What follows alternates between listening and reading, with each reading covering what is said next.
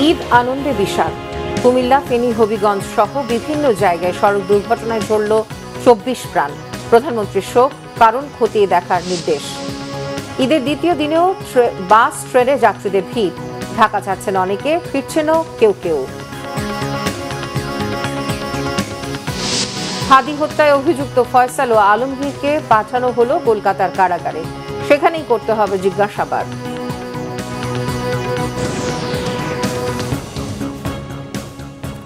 দেখছিলেন ক্রাউন 7 সংবাদ শিরোনাম, এবারে বিস্তারিত। কুমিল্লায় ট্রেন বাসের সংঘর্ষে 12 জন সহ দেশের বিভিন্ন জায়গায় সড়ক দুর্ঘটনায় 24 জনের মৃত্যু হয়েছে, আহত অর্ধশতাধিক। আর বান্দরবানে বাস খাদে পড়ে আহত হয়েছে 30 পর্যটক। প্রতিনিধিদের পাঠানো তথ্য ও ছবিতে সিরাজুল মুনির শুভর ডেস্ক রিপোর্ট। ঈদ আনন্দ বয়ে আনলেও কারো কারো জীবনে নেমে আসে বিষাদ। ঈদের রাতে কুমিল্লার পদুয়ার বাজার বিশ্ব রোডে রেল ক্রসিং পার হচ্ছিল মামুন পরিবহনের বাস, কিন্তু গেটম্যানের অবহেলায় চট্টগ্রাম মেইল ট্রেনের ধাক্কায় দুমড়ে মুচড়ে যায় বাসটি। নিহত হন 12 জন, আহত হয়েছেন অন্তত 20 যাত্রী। নিহতদের মধ্যে এক পরিবারের মা ও তার 2 মেয়ে আছেন, আরেক পরিবারের স্বামী স্ত্রী। সকালে ঘটনাস্থল পরিদর্শন করেন রেল প্রতিমন্ত্রী হাবিবুর রশিদ হাবিব। জানান, দোষীদের বিরুদ্ধে ব্যবস্থা নেয়ার কথা। যারা এই ঘটনার সাথে জড়িত তাদেরকে শাস্তি আনা হবে এবং সাথে সাথে এই এই দুর্ঘটনা থেকে কিভাবে রক্ষা করা যায় সেজন্য এই রেল ক্রসিংগুলিকে আধুনিকীকরণ করার জন্য সরকার ইতিমধ্যে সিদ্ধান্ত আছে।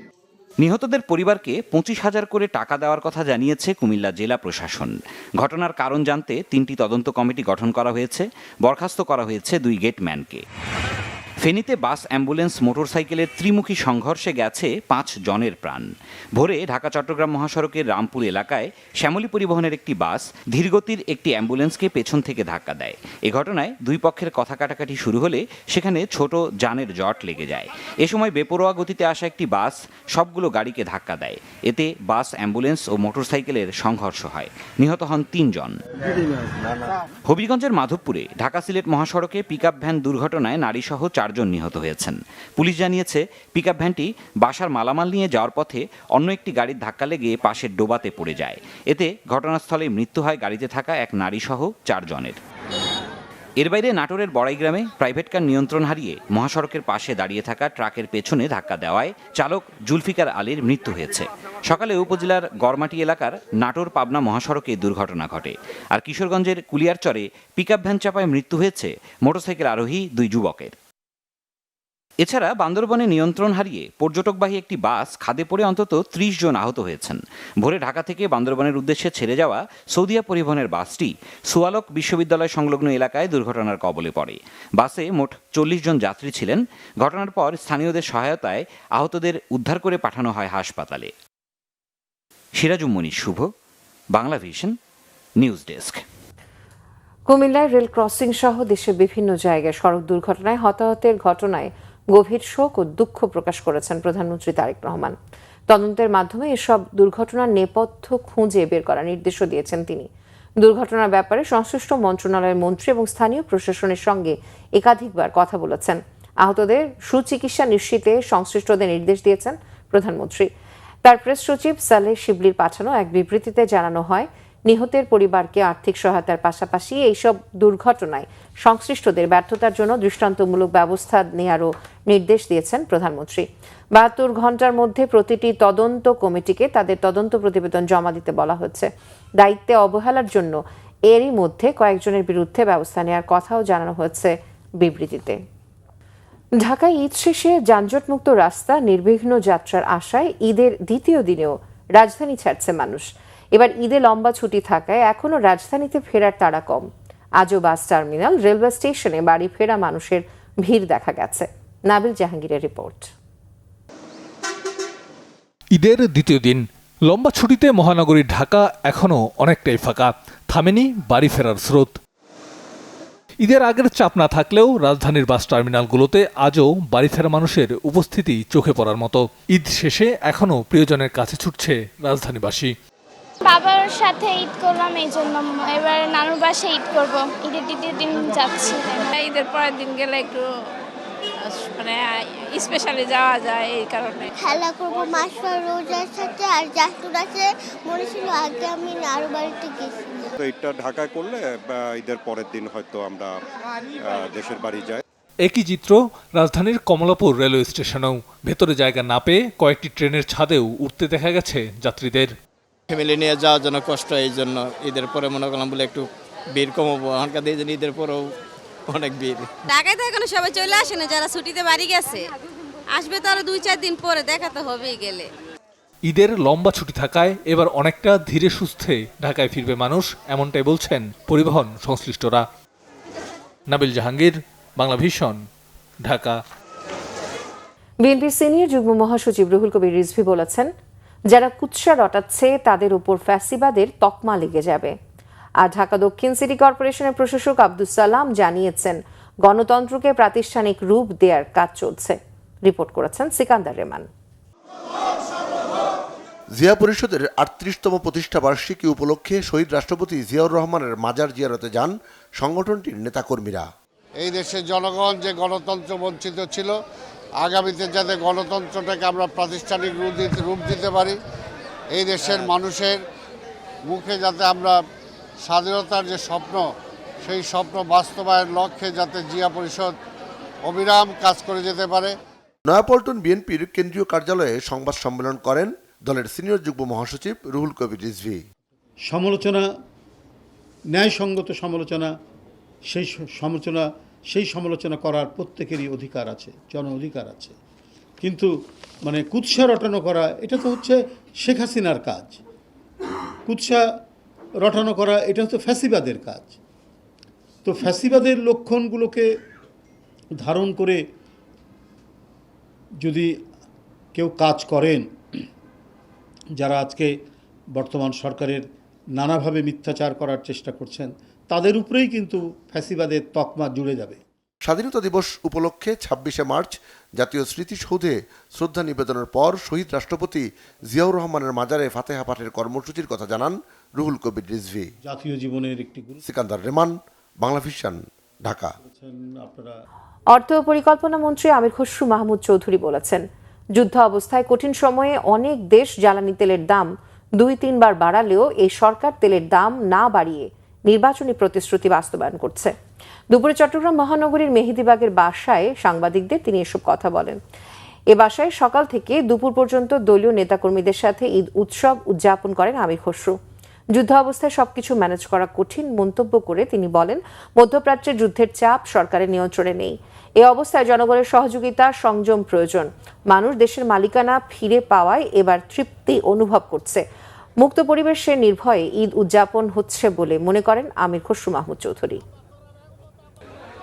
সেখানে একটা আবার যুদ্ধ শুরু হয়েছে, এর মধ্যে দ্রব্যমূল্য স্থিতিশীল রাখা, তেলের দাম বাড়ানো হয়নি। আপনি দেখেন তেলের অভাবে কোনো পরিবহন এবার ঈদে যানবাহনে কোনো অসুবিধা হয় নাই, কেউ ভাড়া বাড়ায়নি, দ্রব্যমূল্য মোটামুটি স্থিতিশীল ছিল। তারপরে গার্মেন্টস শ্রমিকদের যে অস্থিরতা, তার বিন্দুমাত্র এবার ছিল না, কারণ সরকারের পক্ষ থেকে এইগুলো সব আগেভাগে ব্যবস্থা নেওয়া হয়েছে। জামায়াতের আমির ও বিরোধী দলীয় নেতা ডক্টর শফিকুর রহমান বলেছেন, সংসদের ভেতরে ও বাইরে তার দল গঠনমূলক ভূমিকা রাখবে। জনগণের অধিকার রক্ষায় কোনো আপোষ করা হবে না। জবাবদিহিমূলক রাজনীতি প্রতিষ্ঠায় তারা কাজ করবেন। সকালে সিলেট সার্কিট হাউসে সাংবাদিকদের সঙ্গে মত বিনিময়কালে তিনি এসব কথা বলেন। ডক্টর শফিকুর রহমান বলেন, রাজনৈতিক পরিবর্তনের পর দেশ কিছুটা ঘুরে দাঁড়ালেও এখনও পুরোপুরি সংকট কাটেনি। ফ্যাসিবাদের বড় একটি অংশ বিদায় নিলেও তার প্রভাব আজও রয়ে গেছে। আইনশৃঙ্খলা পরিস্থিতি নিয়ে উদ্বেগ প্রকাশ করে তিনি জানান, বিভিন্ন স্থানে সহিংসতা, অনিয়ম ও প্রতিহিংসার প্রবণতা এখনও বিদ্যমান, যা দুঃখজনক। বিরোধী দলীয় নেতা আরও বলেন, রাজনীতিবিদদের কথার সঙ্গে কাজের মিল না থাকায় মানুষের আস্থা কমে গেছে। যেমন সংসদের ভিতরে গঠনমূলক রাজনীতি করবো, রাষ্ট্রতে আমরা গঠনমূলক রাজনীতি করবো। বাস্তবতা যখন আন্দোলন করার জন্য আপনাকে উৎসাহিত করবে, দায়িত্ব দিবে, তখন আপনাকে আন্দোলন করতে হবে। সরকার যদি সুন্দরভাবে জন আকাঙ্ক্ষাকে ধারণ করে তারা চলে, তো 5 বছর তারা পেয়েছে, তারা চালাবে। কিন্তু তারাই যদি তাদের কর্মকাণ্ডের কারণে প্রমাণ করে 5 বছর চালানোর জন্য সেই প্রস্তুতি তাদের নাই, তখন জনগণ বিবেচনা করবে।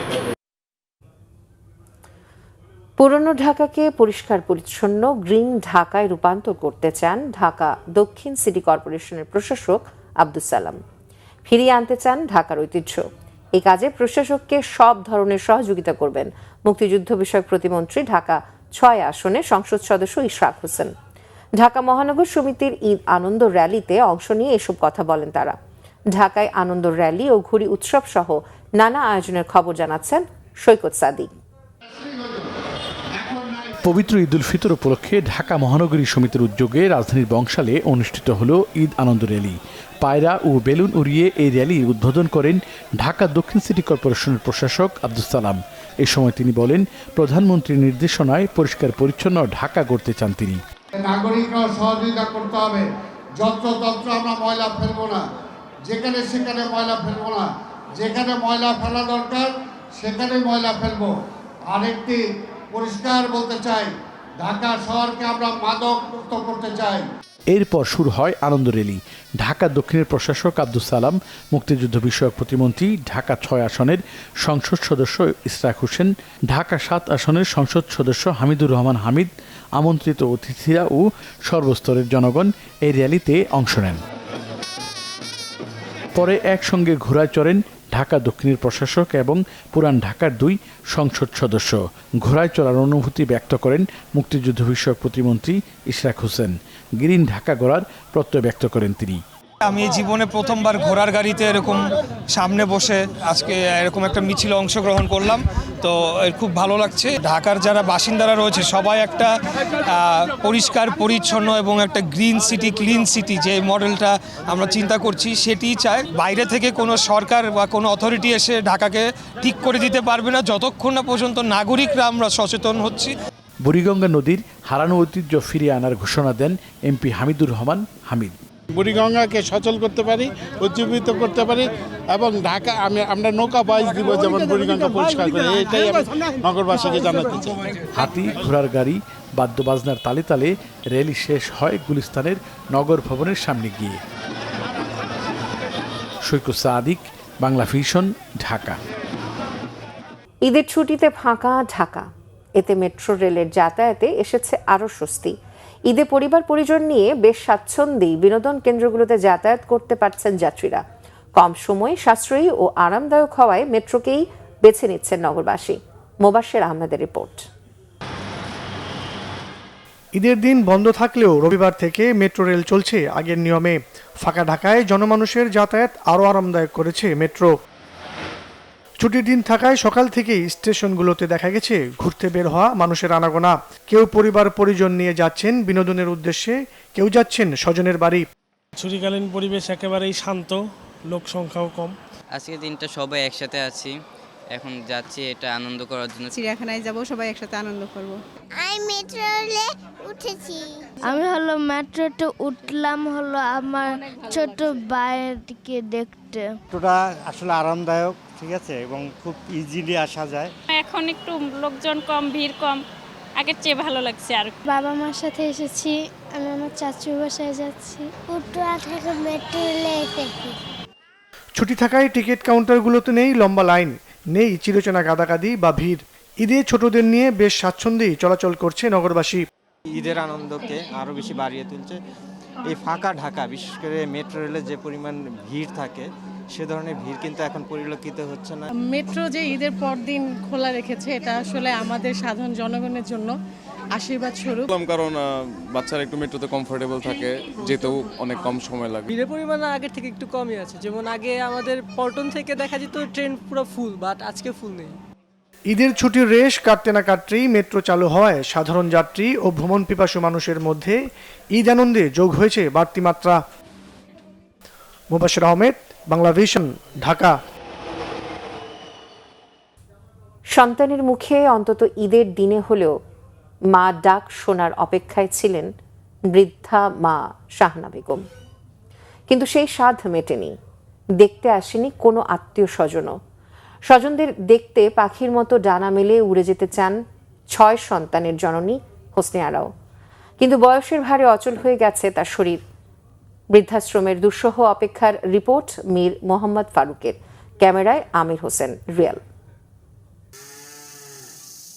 গাজীপুরের মণিপুরে বয়স্ক পুনর্বাসন কেন্দ্রে রয়েছেন ১.৫ শতাধিক নারী ও পুরুষ। সারা জীবন পরিবারের জন্য নিঃস্বার্থ শ্রম দেয়া এসব বয়স্কদের শেষ জীবনে মিলেছে থাকার জন্য শুধু একটি খাট আর নিঃসঙ্গতা। সন্তানদের প্রতিষ্ঠিত করতে জীবনের সব ত্যাগ করেছেন, কিন্তু সেই বাবা মা ঈদেও বৃদ্ধ নিবাসে। কেউ খোঁজ নেয়নি। তবুও সন্তান ভালো থাকুক, সুখে থাকুক, এই দোয়া এসব অসহায় বাবা মায়ের।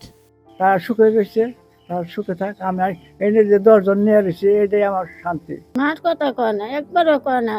এই জন্য ঈদে আছে এমন কথা কয় না, মা তুমি আইও না আসিস, কোনো কয় না।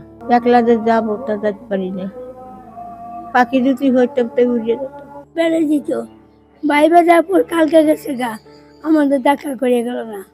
এমন বড় দুঃখ আছে। এখন সামাজিক অবক্ষয়টাই বেশি, আর এই কারণেই সন্তানটা বিমুখ হয়ে যায়, আর বিশেষ করে বউর কারণে। সন্তানের অবহেলা আর অপমানে অভিমান করে অনেক বাবা মা নিজেই চলে এসেছেন বৃদ্ধাশ্রমে। জীবনের শেষ সময়টুকু এখানেই থেকে যেতে চান তারা। আসে না, দেখা করে না। আমার শেষ ঠিকানা এই যে সামনে দেখা যায় কবর। এই কবরের মধ্যে আমি যাবো, আল্লাহ যেন দোয়া করবেন, ইমানের সহিত যেন আল্লাহ আমার মৃত্যু দেয়। এখন চাওয়া আল্লাহ যেন যে বাকি যেই কটা দিন আমাকে রাখছে এইখানে যেন আল্লাহ সুস্থভাবে রাখে, এবং এইখান থেকেই যাতে আমি সুস্থভাবে পার হয়ে চলে যেতে পারি আল্লাহর কাছে। ঈদে সন্তানের মতোই আদর ভালোবাসা দিয়ে নতুন জামা কাপড় পরিয়ে নানা রকম আয়োজন করে বয়স্ক পুনর্বাসন কেন্দ্রের কর্তৃপক্ষ। অনেকে ছেলে মেয়ে আসে, অনেকে নিয়ে গেছে 2-1 খুব কম, আর অনেকের আসে কেউ আসেও নাই, দেখতে আসে, কেউ একটা ফোনও দেন। তাদের ওই মনের ওই কষ্টটা, অনেকের ভিতরে অনেক কষ্ট আছে।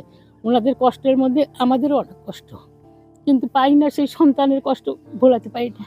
তারপরে চেষ্টা করে যে যত দূর চেষ্টা করি নিজেদের সব কিছু ভুলে ওনাদেরকে আনন্দ রাখার জন্য অনেক চেষ্টা করি। এমন যতন আত্মীয়তেও মোছে না বয়স্কদের স্বজনের শূন্যতা। Bangla vision news desk. এই ছিল এখনকার মতো। পরের সংবাদ রাত 10:30টায়। এর আগে 9টায় নিউজ 20 দেখার আমন্ত্রণ রইল। এতক্ষণ সাথে থাকার জন্য ধন্যবাদ সবাইকে এবং ঈদ মোবারক।